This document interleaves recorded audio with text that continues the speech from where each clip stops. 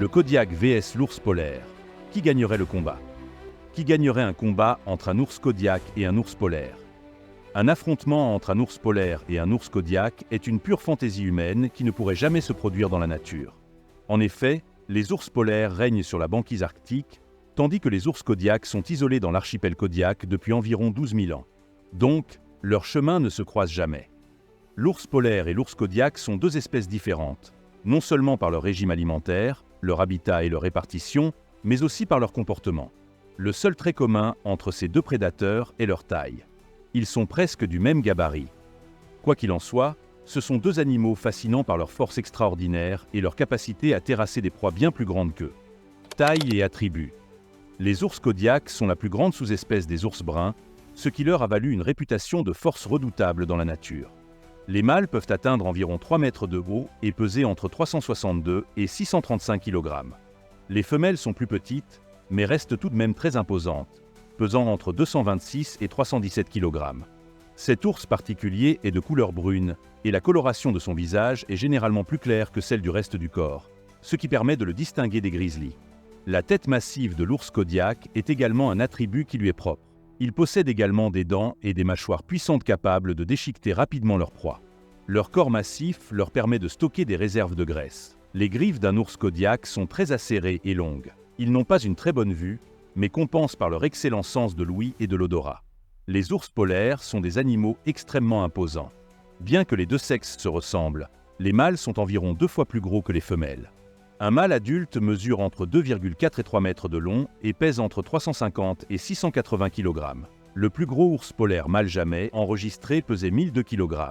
Les femelles mesurent entre 1,8 et 2,4 mètres de long et pèsent entre 149 et 249 kg.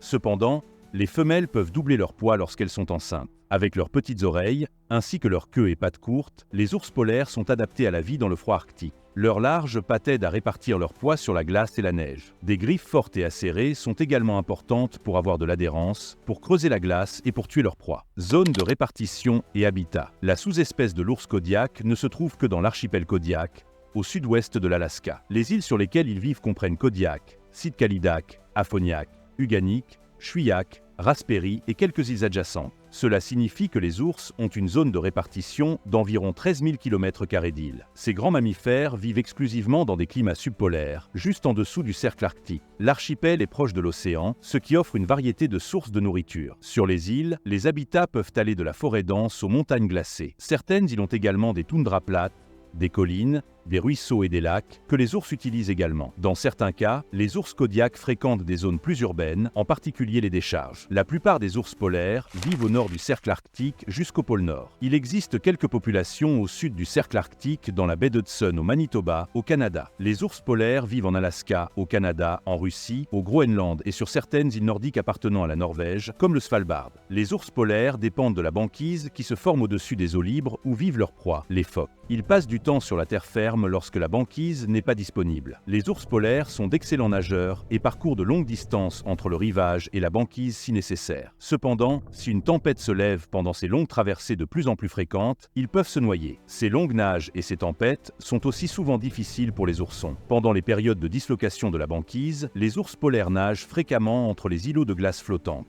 Régime alimentaire. Les ours Kodiak sont omnivores et mangent une variété d'aliments. La grande taille de l'ours est principalement due à l'abondance de nourriture facilement accessible sur l'île Kodiak. En général, les ours Kodiak sont des créatures solitaires, bien qu'ils se nourrissent souvent en grands groupes lorsque la nourriture est abondante. Après l'hibernation, ils se nourrissent de végétation et d'animaux morts durant l'hiver précédent. À partir de mai, les ours se régalent pendant la remontée des saumons qui dure jusqu'en octobre. Les poissons constituent une part importante de leur régime alimentaire. Cependant, les ours Kodiak préfèrent souvent se nourrir de végétation plutôt que de consacrer du temps et des efforts à chasser. Ils se nourrissent également de plusieurs types d'algues et d'invertébrés. Quant à l'ours polaire, sa principale source de nourriture est le phoque. D'ailleurs, c'est la seule espèce d'ours à avoir un régime purement carnivore. Si l'approvisionnement en nourriture est abondant, ils ne mangeront que la graisse de phoque. Ce repas riche en calories aide les ours à constituer des réserves de graisse, qui les maintiennent en bonne santé entre les repas et les aident à maintenir leur température corporelle. Cela dit, en période de pénurie, lorsque la glace fond et que les phoques deviennent plus difficiles à attraper,